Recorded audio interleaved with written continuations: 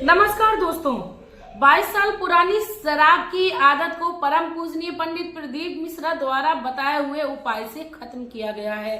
दोस्तों, बहुत ही चमत्कारिक उपाय है। भगवान श्री महादेव की शिवलिंग पर आपको करना है। परम पूजनीय पंडित प्रदीप मिश्रा जी ने ये बहुत ही उत्तम और नया उपाय हमारी माताओं बहनों की शराब रूपी समस्या को देखकर बताया है। यदि आप अपने जीवन में इस समस्या से निजात पाना चाहते हो तो दोस्तों, आप सोमवार के दिन या किसी भी उत्तम दिन, जो एकादशी का दिन होता है, अमावस का दिन होता है, पूर्णिमा का दिन होता है, उस दिन आप इस उपाय को करिए और अपने जीवन में शराब रूपी समस्या से निजात पाइए। क्योंकि दोस्तों, कहते हैं पुरानी लत को छुड़ाया नहीं जाता है, लेकिन प्रदीप मिश्रा जी के इस उपाय ने 22 साल पुरानी शराब की लत को छुड़ा दिया। तो दोस्तों, आप भी अपने जीवन में इस उपाय को करिए। लेकिन गुरुदेव कहते हैं कि किसी भी उपाय को करने के लिए आपको पूर्ण जानकारी होनी चाहिए, तभी उसका लाभ मिलता है। इसके साथ ही दोस्तों, मैं आप लोगों को बता दूं कि आप अपने घर में यदि इस उपाय को करते हैं तो पूर्ण विश्वास के साथ ही करिए।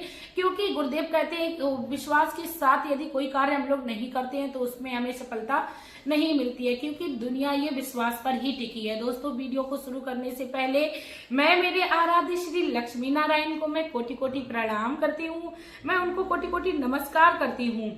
दोस्तों, कहते हैं कि यदि भगवान श्री महादेव की शिवलिंग के पास हम लोग जाते मात्र हैं और बैठते मात्र हैं, उससे ही हमारे घर के आदि दुख संकट जो होते हैं वो दूर चले जाते हैं। दोस्तों, परम पूजनीय प्रदीप मिश्रा जी बहुत ही सुंदर से आसान से उपाय लेकर आते हैं और उन्होंने आज की भागवत में अपने ये जो चमत्कार हुआ उसका वर्णन किया। क्योंकि गुरुदेव अपनी हर भागवत में अपने जो उपाय द्वारा जो चमत्कार होते हैं उनका वर्णन अवश्य पढ़ते हैं, क्योंकि अपना पत्र लोग अब लिखकर भेजते हैं और उस पत्र को गुरुदेव पढ़ते हैं। तो उसी पत्र में जो चमत्कार हुआ उसका वर्णन गुरुदेव महाराज ने किया है।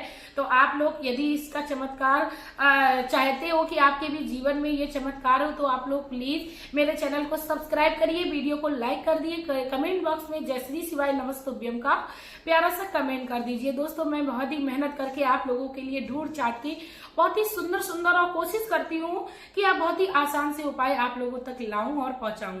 तो दोस्तों, चलिए टाइम को वेस्ट ना करते हुए आप लोगों को उपाय में क्या करना है मैं आप लोगों से साझा करती हूँ कि आपको 108 मूंग के दाने लेने हैं और आपको 7 बेलपत्र लेनी है। दोस्तों, आपको ये जो उपाय है वो दिन में कर लेना है, या आपके पास समय नहीं है तो आप भगवान श्री शिवलिंग के पास जाकर शाम के समय भी इस उपाय को कर सकते हैं। आप भगवान श्री शिवलिंग के पास जाइए, उसके बाद आपको क्या करना है कि भगवान श्री शिवलिंग से इस उपाय को करना है। ये जो उपाय है दोस्तों, आप चाहे तो 5 सोमवार या 5 किसी भी शुभ दिन कर सकते हैं, चाहे वो अमावस का दिन हो, पूर्णिमा का दिन हो, कोई भी पर्व पड़ जाए दोस्तों शुभ, उसमें आप इस उपाय को कर सकते हो। लेकिन दोस्तों, आपको याद रखना है कि ये उपाय जब आप शुरू करें उससे लगातार आपको 5 दिन तक इस उपाय को करते रहना है। आपको क्या करना है, आपको 7 बेलपत्र लेने हैं, 108 मूंग के दाने लेने हैं। लेकिन दोस्तों, आपको याद रखने हैं ये जो मूंग के दाने हैं वो आपको एक दिन पहले आपको भिगा देनी है। यदि आप भूल गए हो तो आप आधा घंटा पहले ही भिगो दीजिए। उसके साथ आप अपने साथ एक चंदन की डिब्बी को अवश्य ले जाइए, क्योंकि भगवान श्री शिवलिंग पर चंदन का बहुत ही विशेष महत्व है।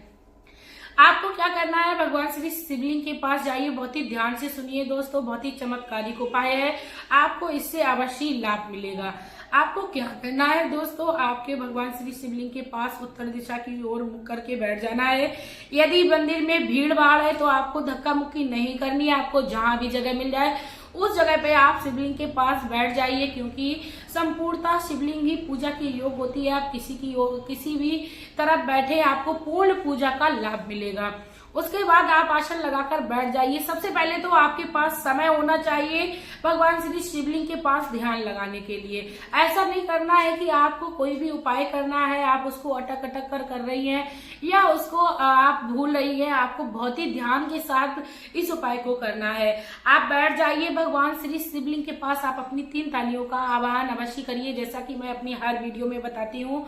उसके बाद दोस्तों, आपको क्या करना है, भगवान श्री शिवलिंग के पास यदि आप जल ले गए थे तो जल को सबसे पहले चढ़ाया जाता है, यानी भगवान को हम लोग स्नान कराएंगे। इस जल चढ़ाने का मतलब यही होता है कि भगवान को हम लोग अभिषेक करा रहे हैं। तो आप अभिषेक कराइए। उसके बाद जो आप उपाय के लिए सामग्री ले गई थी उसको आप निकाल कर बाहर रख लीजिए। कहते हैं कि जब बेल पत्र पे हम लोग चंदन लगाते हैं तो हमें हमारी पूजा का कई गुना लाभ और चमत्कार देखने को मिलता है।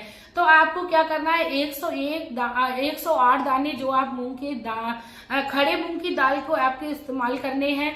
हरे मूंग जो होते हैं उनका इस्तेमाल आपको करना है। आपको 108 जो मूंग के दाने ले गई थी वो आप भगवान श्री शिवलिंग के ऊपर रख दीजिए दोस्तों, सारे की सारे चढ़ा दीजिए।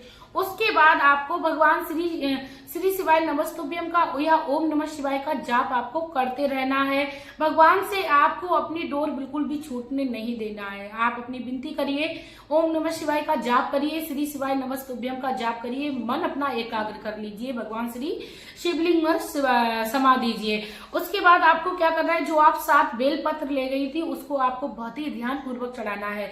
आप जैसा कि बेल पत्र में 3 पत्ते होते हैं दोस्तों, तो आप लोगों को बीच वाले पत्ते पर ओम बनाना है। दोस्तों ओम का विशेष महत्व है। आप पीले चंदन से बीच वाले बेल पत्र के पत्ते पर आप ओम बनाइए और भगवान श्री भोलेनाथ के शिवलिंग के पास जहां पर गणेश जी का स्थान होता है, क्योंकि शिवलिंग में शिव जी का समस्त परिवार जो होता है वो विराजमान होता है, तो गणेश जी के स्थान पर जो शिवलिंग रखी होती है उसके साइड से जो भाग होता है वो गणेश जी का भाग होता है। तो भगवान श्री गणेश का, क्योंकि गणेश की पूजा सर्वप्रथम बताई जाती है, तो गणेश भगवान के नाम का 1 बेल पत्र और उसमें ओम बनाकर बीच के पत्ते पर आप चढ़ा दीजिए। दूसरा बेल पत्र जो है वो आपको भगवान श्री कार्तिकेय जी के नाम का चढ़ाना है। तीसरा जो बेल पत्र है वो भगवान माता गौरा के नाम का आपको चढ़ाना है। चौथा जो बेल पत्र है भगवान श्री शेषनाग देव का चढ़ाना है। 5वां बेल पत्र जो है वो भगवान श्री नंदी जी महाराज का चढ़ाना है। छठा जो बेल पत्र है आपको याद रखना है, सारे बेल पत्र के बीच के वाले पत्ते पर आपको ओम बनाना है। और जो छठा बेल पत्र है वो माता अशोक सुंदरी के भाग पर आपको चढ़ा देना है। 7वां जो बचा हुआ बेल पत्र है उसको आप अपने हाथ पर रख लीजिए।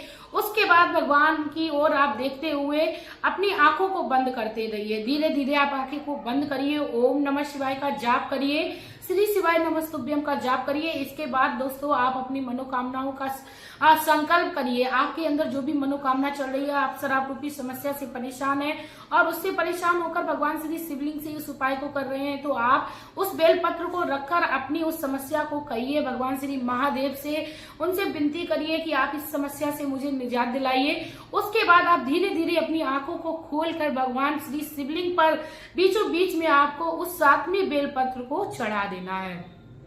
उसके बाद दोस्तों आपको जरूरी नहीं है कि आपने जो जल चढ़ाया था उसको ही आपको जलाधारी से लेना है। यदि पहले से चढ़ा हुआ जल है, यदि उसका 1 बूंद मात्र आपको मिल जाता है तो आप अपने घर में लाइए। और दोस्तों मैं बता दूं कि आपको माता शिवलिंग के पास हमेशा ही बात ये याद रखनी चाहिए कि कभी भी शिवलिंग की परिक्रमा नहीं किए जाते हैं, क्योंकि जलाधारी से जो जल निकलता है उस जल को कभी भी हम लोग नाग नहीं सकते हैं, तो यानी पार नहीं करके जाया जाता है। इस चीज का विशेष ध्यान रखना चाहिए हर व्यक्ति को। उसके बाद आप भगवान श्री शिवलिंग के पास से आकर अपने घर में आ जाइए। आप जो जलाधारी से मैं कह रही हूँ 1 बूंद मात्र आप जो जल लाई थी उसको केवल 1 बार मात्र यदि आप शराबी के को उसको यदि पिला देते हैं दिन में, तो आपके जीवन में आपको अवश्य चमत्कार देखने को मिलेगा। जब 22 साल पुरानी शराब की लत को छुड़ाया जा सकता है दोस्तों, तो आप अपने जीवन में चल रही इस समस्या से आप अवश्य निजात पाएंगे। भगवान श्री महादेव आपकी सारी मनोकामनाओं को पूर्ण करें, क्योंकि दोस्तों मेरा भी यही उद्देश्य है कि महादेव आपके सभी दुखों का निवारण करे। इसके साथ ही दोस्तों यदि कोई माता बहन मेरी दुखी मुझे दिखती है तो मेरा हर संभव प्रयास ये रहता है कि मैं उनके लिए बहुत ही सरल आसान उपाय लेकर आती रहूं, क्योंकि दोस्तों मैं बता दूं कि किसी को रुपए धन दौलत देकर हम किसी को दुख को नहीं बांट सकते हैं। यदि हम किसी को अच्छी राह दिखाते हैं तो शायद भगवान उस राह पर व्यक्ति चल जाए तो उसको उसके जीवन में चल रही समस्या से निजात मिल जाए। दोस्तों इसी के साथ अब मैं आप लोगों से वीडियो से लेना चाहूंगी विदा। आपका प्यार और कीमती समय देने के लिए धन्यवाद।